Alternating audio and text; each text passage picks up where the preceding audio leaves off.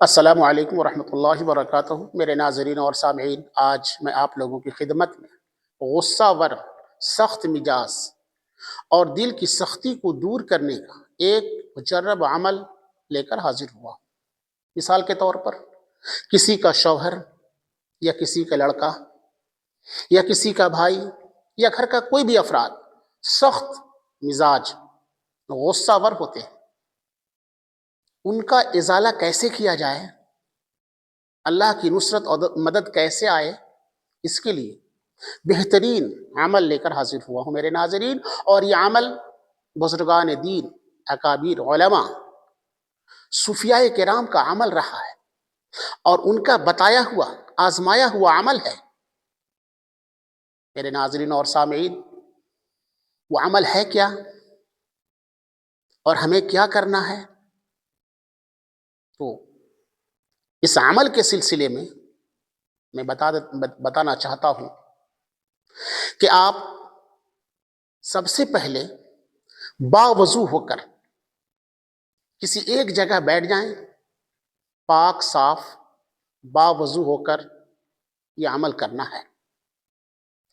اور اس عمل کے لیے کئی ہمارے ناظرین اور سامعین اور ہمارے احباب فرمائش کی تھی کہ میرا شوہر اور میرا بیٹا غصہ ور ہے، بات بات میں جھگڑے کرتا ہے اور سخت دلی کے ساتھ رویہ کرتا ہے اور پیش آتا ہے۔ اس کے لیے کوئی مولانا مجرب وظیفہ شائع کریں، بھیجیں اپنے الہدایہ اسلامک یوٹیوب چینل کے مادھیم سے۔ اور معرفت اور مقتضی حال کی وجہ سے میں اس ویڈیو کو بنایا، تو چلیے بلا تاخیر عمل کی طرف چلتے ہیں۔ وہ عمل یہ ہے کہ ہر نماز کے بعد 7 مرتبہ سورہ بقرہ کی آیت نمبر 74 سے، ہر نماز کے بعد 7 مرتبہ سورہ بقرہ کے آیت نمبر 74 سے، یعنی بسم اللہ الرحمن الرحیم ثم قست قلوبکم من بعد ذلك فهي كالحجارہ سے وما اللہ بغافل عما تعملون تک پڑھنی ہے۔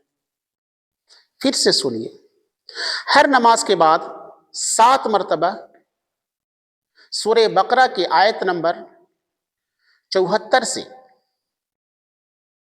آیت نمبر 74 سے، یعنی بسم اللہ الرحمن الرحیم ثم قست قلوبکم من بعد ذلك فهي كالحجارۃ سے لے کر وما اللہ بغافل عما تعملون پڑھنا ہے۔ اور جو آپ میری اسکرین پر دیکھ رہے ہیں، بار بار اسے دیکھ سکتے ہیں اور یاد بھی کر سکتے ہیں۔ یہ اللہ پاک کا کلام ہے۔ ہر نماز کے بعد 7 مرتبہ اسے پڑھیں گے، اور اس کے بعد، اس کے پڑھ لینے کے بعد پانی میں یا شہد میں یا کسی چیز میں دم کریں گے، دم کریں گے، پھونک ماریں گے۔ آپ اسے خود بھی پئیں اگر آپ اس کے مرض میں مبتلا ہیں، اور مریض کو بھی پلائیں۔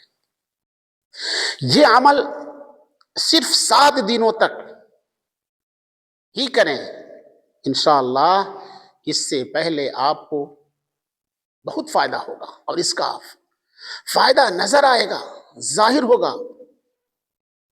اور یہ عقیدہ اور نیت یہ رہے، یہ کلام الہی ہے، اور ہمارے اس عمل میں اور اس کلام اور عمل میں طاقت اور قوت اور اثر پیدا کرنے والی ذات تو صرف اور صرف اللہ کی ذات ہے۔ اس عقیدے کے ساتھ، اس نیت کے ساتھ یہ عمل کرنی، اور اس کے ساتھ کوئی نیت کفرانہ شرکانہ عمل بالکل نہ ہو۔ اور میرے ناظرین اور سامعین، اس ذات کے اللہ پاک کے کلام کے اندر اثر پیدا کرنے والی ذات تو صرف اللہ کی ہے۔